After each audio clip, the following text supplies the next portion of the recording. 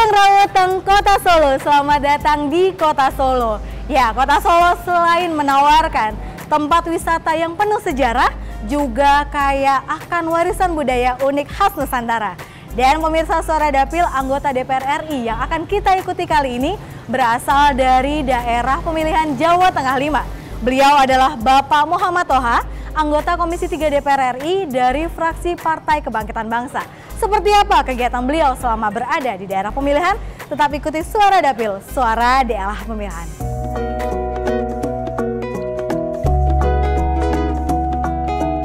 Daerah pemilihan Jawa Tengah 5 meliputi 3 kabupaten dan 1 kota yang terdiri dari Kabupaten Boyolali, Kabupaten Klaten, Kabupaten Sukoharjo, dan Kota Surakarta atau yang lebih dikenal dengan Kota Solo. Di Dapil Jawa Tengah 5 ini, banyak sekali destinasi wisata yang memiliki nilai sejarah seperti Keraton Kasunanan Surakarta yang terletak di Kota Surakarta. Di sini, kita dapat menyaksikan megahnya bangunan kuno yang masih tegak berdiri. Pada masa kejayaannya, bangunan keraton ini digunakan untuk menjalankan semua fungsi istana dan pemerintahan secara utuh. Namun, saat ini fungsinya bertambah menjadi salah satu destinasi wisata yang direkomendasikan pada saat berkunjung ke Kota Surakarta. Selain itu, Kota Surakarta memiliki satu destinasi wisata baru, yaitu Pabrik Gula Colomadu, atau yang saat ini telah berganti nama menjadi The Colomadu. Pabrik gula yang didirikan pada tahun 1861 oleh Mangkunegara IV ini dahulu kala dikenal sebagai pabrik gula terbesar se-Asia. Namun saat ini disulap menjadi destinasi wisata sejarah baru pasca revitalisasi yang dilakukan oleh sejumlah BUMN. Sedangkan di Kabupaten Klaten terdapat salah satu masjid yang juga menjadi kebanggaan atau ikon warga Klaten, yaitu Masjid Raya Klaten yang terletak di Jalan Pemuda, Kecamatan Klaten Tengah. Masjid Raya Klaten yang berdiri kokoh tepat di tengah kota Klaten ini memiliki 2 lantai dengan fasilitas yang lengkap.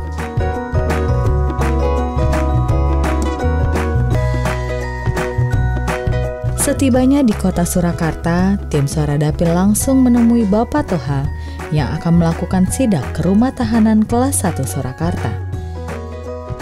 Halo Pak, selamat pagi nih Pak Toha. Cerah banget Pak pagi ini. Terima kasih. Oke. Kita mau mengunjungi rutan kelas 1 Surakarta karena mungkin kemarin ada sedikit ribut-ribut, Ribut-ribut ya Pak tapi ya? kelihatannya sudah selesai. Dan nanti kita juga akan melihat ke dalam, kita keliling, kita lihat fasilitasnya kayak apa, kemudian juga pengaturannya kayak apa, dan nanti kita akan Jumatan bersama mereka. Ya, kita khutbah, kita akan berikan motivasi agar mereka selalu Semangat ya Pak? ya semangat, Jalani. bersabar, tidak putus asa. Yuk kita ke depan, ke dalam.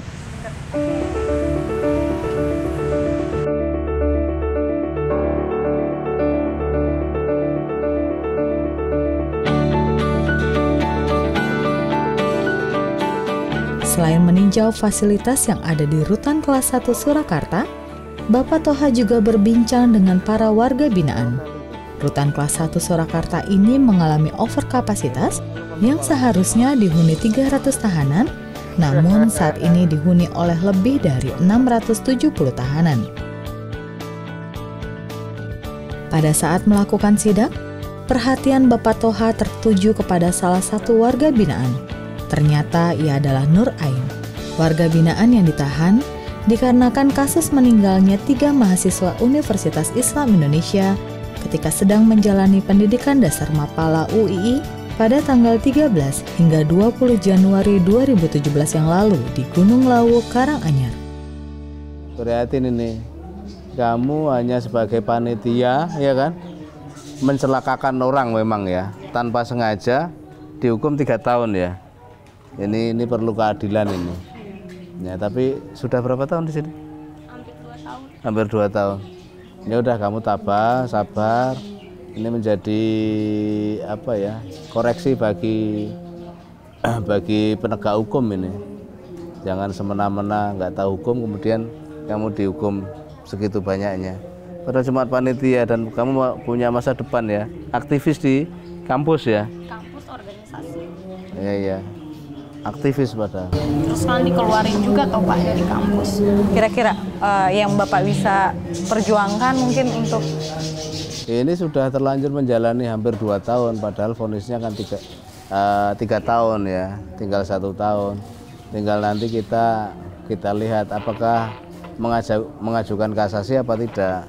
Kalau mengajukan kasasi ya kita akan bantu dengan argumen-argumen dan alasan-alasan yang seperti kamu ceritakan tadi. Tapi kalau misalnya kita membicarakan juga terkait dengan fasilitas dari rutan kelas 1 ini sendiri ya Pak. Menurut Bapak bagaimana sih Pak untuk fasilitas yang diberikan, apakah sudah cukup mumpuni atau bagaimana Pak? Setelah Bapak melakukan penyelidikan. Rutan Solo kan nggak bisa ditinggikan, nggak bisa dilebarkan. Karena kalau tinggi nggak boleh melebihi keraton, kalau lebar sudah nggak ada ruang, space. Ini termasuk cagar budaya ya. Artinya tidak boleh diapa-apain juga. Nah, menurut saya memang harus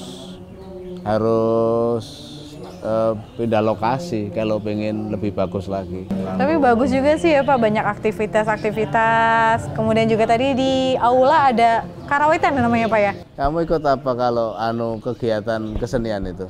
Kalau di sini saya paling klub bimbingan kegiatan Pak. Jadi Apa? di sini kan ada binker namanya. Jadi di sana ya aktivitasnya misalnya menjahit, terus produksi tas. Kalau tas kan yang cewek ini kan rajut. Nah kalau yang cowok itu talikur. Yang lagi tren, talikur. Nah jadi saya sebagai fasilitator. Jadi misalnya ada pesanan, jadi saya kasih ke blok A, blok wanita atau ke blok yang cowok. Ini tas ya? Hasilnya. Hebat. Bagus ya Pak? Ini kulit bukan? Kalau ini masih yang sintetis. Sintetis ya? Masih memerlukan bantuan yang luar orang. Bener-bener sih Pak, kreativitasnya Keren. bagus banget. Berat tapi. Iya. Ini salah satu bentuk kreativitas para warga binaan di Rutan kelas 1 Surakarta. Dijual dengan harga murah, hanya 400. Merakitnya 400.000 ya. Merakitnya itu seminggu loh. Seminggu ini 400.000. Kuat. Oh, kuat sekali ini. Banyak kuat sekali. Dan pemirsa Suara Dapil, kita masih akan mengikuti kegiatan dari Bapak Toha. Jangan kemana-mana, tetap di Suara Dapil, Suara Daerah Pemilihan.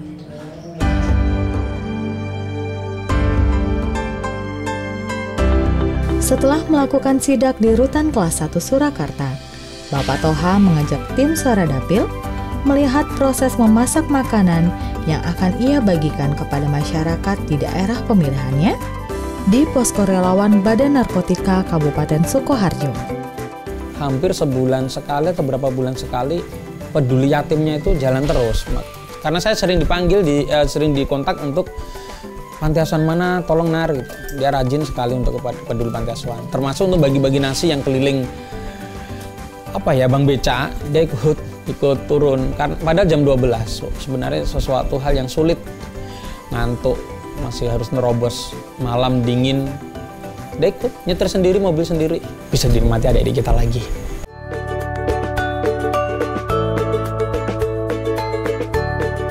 Setelah makanan selesai dikemas, Bapak Toha beserta tim relawan penyuluh BNK membagikan makanan tersebut kepada para tukang beca, tukang ojek, supir taksi, serta para petugas di pom bensin. Kegiatan yang biasa disebut Pak Toha sebagai Jumat Berkah ini rutin ia lakukan. Selain memberi makanan, Bapak Toha juga berinteraksi dengan para konstituennya tersebut. Pas rame apa sepi ngeten iki? Niku rame tapi ndelalah terus sami kundur. Apa sami kundur? Pripun, Pak? Sampai istirahat. Bapak ning nggih. Sebagian ngojek nggih. Ngojek nggih. Ngersake dar niki malam Jumat Berkah. Kula aturi nggih. Makan. Alhamdulillah nggih. Ini nggih. Monggo. Darmin. Jumat Berkah kan malam Jumat Legi wonten kula. Wonten kula kan niki wonten tukang becak dan pundi meneh. Ini supir taksi, terus pom bensin yang malam-malam harus makan. Keamanan di sini gimana, Pak? Alhamdulillah. Alhamdulillah. Lancar-lancar saya mawon sedaya nggih melampah. Semestinya tidak ada akses tidak ada keributan tidak ada. Rukun-rukun aja, tentrem-tentrem aja di masyarakat sini. Pemirsa Suara Dapil, masih banyak kegiatan Bapak Toha di daerah pemilihannya? Tetap saksikan Suara Dapil, suara daerah pemilihan.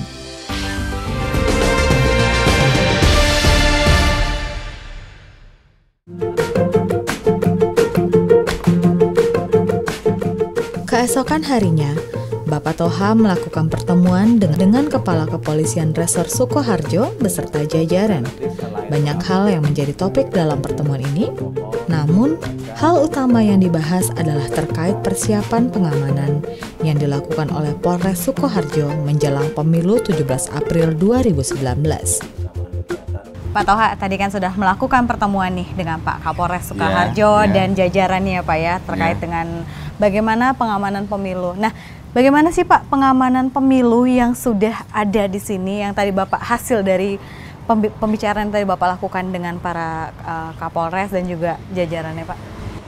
Terima kasih. Jadi hasil pembicaraan kami dengan Pak Kapolres dan jajaran di Polres Sukoharjo, alhamdulillah ada kesimpulan bahwa mereka siap untuk mengantisipasi, mengamankan dan menertibkan nanti tentang pemilu tanggal 17 Agustus 2019 ini ya. Jadi tadi disampaikan salah satu contoh Babin Kantipmasnya dari 167 desa sudah lengkap semuanya. Kemudian koordinasinya dengan Gakumdu ya sebagai leading sektor polisi juga sudah memberikan kontribusi yang signifikan bagi mereka tentang pengertian hukum, tentang nanti tindakan hukum dan seterusnya. Yang ketiga, kepolisian sudah bisa memetakan mungkin nanti ada sedikit kerawanan di sana, di sini, kalau di sana aman, di sana kondusif dan seterusnya. Jadi tadi sudah disampaikan semuanya itu. Pak, Bapak kan sebagai memang yang turun langsung Pak, yang mengalami lah, maksudnya memang melakukan persiapan itu sendiri. Ada nggak sih Pak kendala yang dialami? Kalau ditanyakan kendala, insya Allah sampai dengan saat ini kami tidak menemui kendala berarti. Hanya memang memperkirakan situasi adalah kewajiban bagi kami. Agar kami selalu siap mengantisipasi segala sesuatu yang mungkin terjadi. Segala sesuatu baik itu keadaan yang kondusif maupun sampai dengan kejadian-kejadian yang tidak terprediksi yang bersifat kontingensi. Wah, sepertinya persiapannya sudah matang banget ya Pak ya. Nah, Bapak kan saat ini ada anggota DPR RI ini, Komisi 3. Bagaimana sih harapan Bapak dengan kehadiran mungkin dari Pak Toha sendiri terkait dengan ya mungkin fasilitas ataupun apa yang ingin disampaikan kepada Pak Toha untuk disampaikan kepada pemerintah nanti Pak, selaku Komisi 3 juga? Baik, kami mengharapkan agar mungkin tahun depan, tahun anggaran 2020 bisa dimunculkan pembangunan Makopores. Karena seperti kita ketahui kondisi Makopores dengan perkembangan situasi, dengan jumlah anggota yang bertambah, sudah tidak ada presentatif lagi. Pun demikian dengan fasilitas-fasilitas ruangan untuk pelayanan masyarakat kami sangat memerlukan sekali. Yang pertama, yang kedua juga kami sudah sampaikan kepada beliau tadi, salah satu diantaranya adalah dukungan penambahan dana untuk intelijen. Karena seperti kita ketahui, intelijen ini sangat mempunyai peranan yang penting bagi Polri.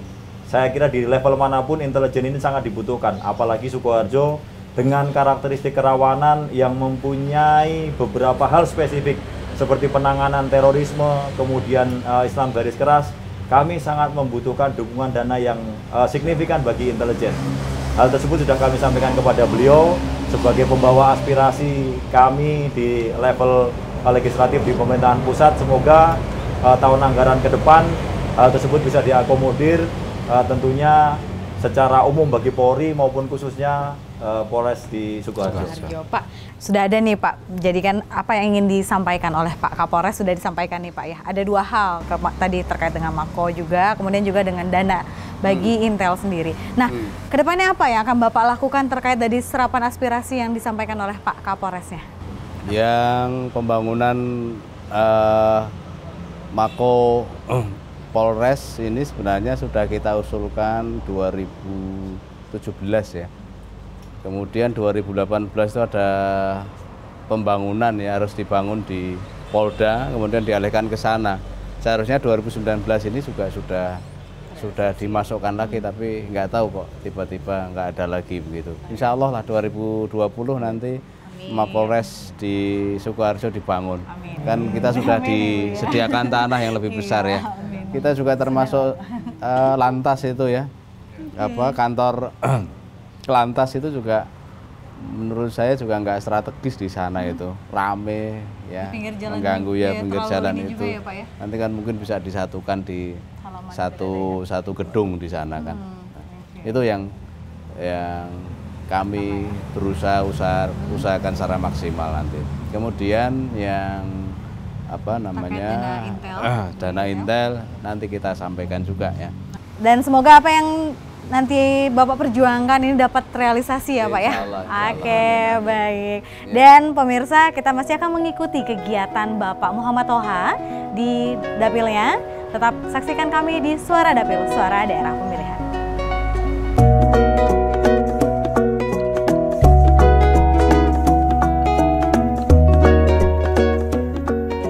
Setelah melakukan pertemuan dengan Kapolres Sukoharjo beserta jajaran, Bapak Toha memberikan santunan kepada kurang lebih 100 anak yatim di kediamannya yang terletak di Dusun Kedung Sari, Kabupaten Sukoharjo.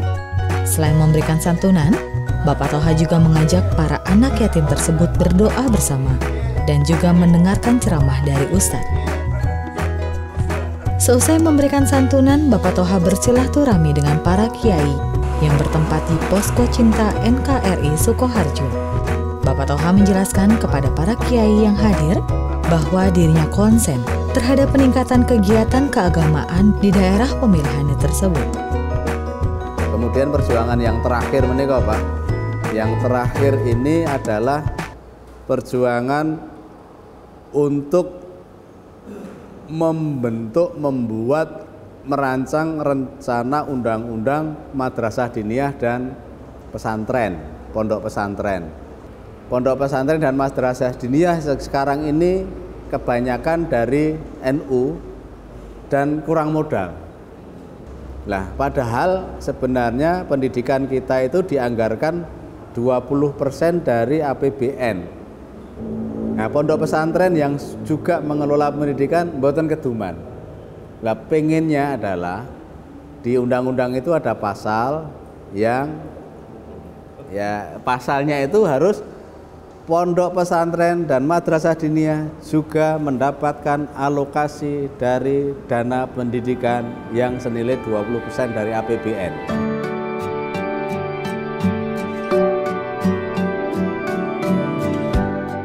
Selain bertemu dengan para kiai, Bapak Toha juga memberikan sosialisasi terkait tugas dan tanggung jawab dirinya sebagai anggota DPR RI kepada konstituennya yang terletak di Kelurahan Jatimulyo, Kabupaten Klaten. Dengan niku sing dadosaken Mas Mutohar manfaat. Artosipun panjenengan langkung manfaat.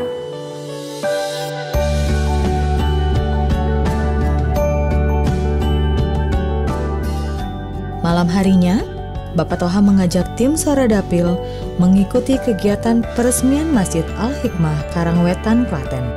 Dalam pertemuan tersebut, Bapak Toha juga memberikan sosialisasi terkait konsentrasi dirinya terhadap pengembangan tempat ibadah di daerah pemilihannya tersebut. Pembangunan masjid ini kurang lebih 8 bulan. 8 bulan sudah selesai, alhamdulillah. Pak Toha kemarin di sini memberi kubah kalau nggak salah. Kubah berikut pemasangannya. Dan perlu saya sampaikan, Pak Toha itu kesini tadi bukan hanya meresmikan masjid ada. Kebetulan tadi di sini ada yang punya hajatan, itu kan juga mampir sebentar Pak Toha. Jadi beliau itu sangat-sangat concern dengan masyarakat yang beliau datangi. Kegiatan apa lagi yang akan dilakukan oleh Bapak Toha di daerah pemilihannya? Tetaplah bersama kami di Suara Dapil, Suara Daerah Pemilihan.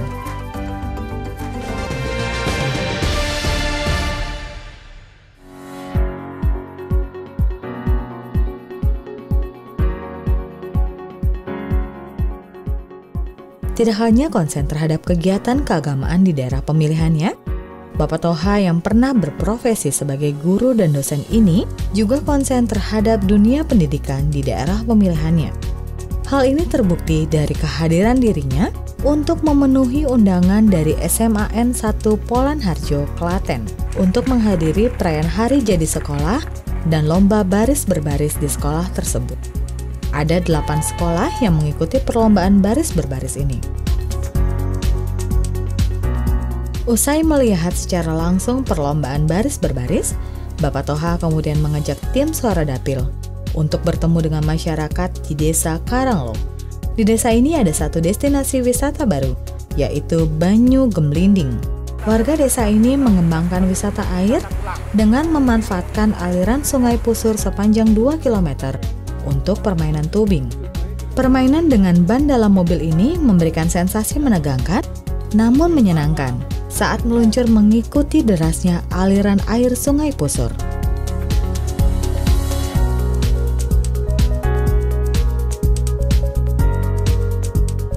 Kemudian Bapak Toha kembali mengunjungi salah satu tempat yang masih terletak di Desa Karanglo, yaitu Bank Sampah Rukun Santoso.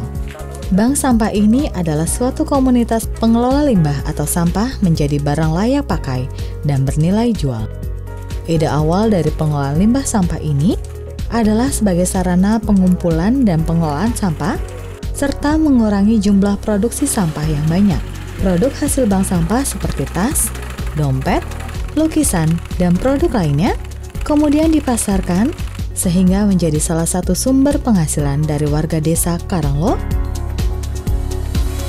Bapak, sebenarnya ini tahun berapa sih Pak ada berdirinya bank sampah ini sendiri?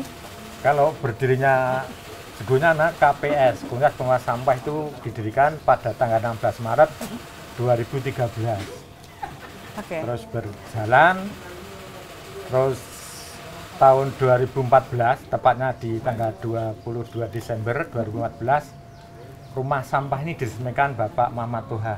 Oh, Pak Toha ya? Ya, Pak Toha. Terus itu berlanjut, saya diberi motivasi. Terus akhirnya dari pihak KUA membantu kami sehingga dia minta dikasih acara, akhirnya meresmikan Bank Sampah Rukun Santoso pada tanggal 16 Maret 2015 oleh Presiden Direktur Richard Pekti dari Desa Aqua orang Belanda. Berarti kalau misalnya berdirinya kurang lebih sudah 6 tahun, Ya. cuman diresmikannya memang baru 4 tahun belakangan ini ya, dan ada kontribusi juga dari Pak Toha. ya. Iya, pertama kali Pak Pertama Toha kali. yang Pak ngasih. Toha, ini kenapa sih Bapak tiba-tiba konsen nih Pak terhadap masyarakat di sini kan? Karena katanya inisiasinya memang dari 2013, tapi Bapak di 2014 ini turun langsung gitu Pak untuk masyarakat di sini. Jadi prinsipnya kan begini, sesuatu yang tidak berguna itu sebenarnya kalau dikelola dengan baik itu bisa berguna. Jadi sesuatu yang tidak berguna bisa dikelola baik, itu jadi yang berguna, bermanfaat, bahkan bernilai. Iya. Oleh karena itu ketika kami melihat masyarakatnya pada antusias untuk bergotong royong, bareng-bareng memajukan desanya dengan cara membuat sesuatu yang tidak bernilai menjadi bernilai ini, ya kami terenyuh lah. Artinya pengen saya mendorong, meskipun saya nggak bisa membiayai, akan tapi kami memberi motivasi. Alhamdulillah masyarakat bisa kompak di bawah kepemimpinan Pak Sriono ini kompak, dan ya ternyata hasilnya memang ya menakjubkan. Menakjubkan ya Pak saya, ya. Luar biasa. Luar hasilnya. biasa sekali. Selain itu kan juga sebenarnya salah satu bentuk kayak pengurangan dari sampah juga ya Pak ya. Untuk Jadi sampai impor sampah ya Pak ya? Iya. Karena sampahnya sudah nggak ada. impor dari mana nih Pak? Dari Sukoharjo. Sukoharjo, kampungnya Pak Toha.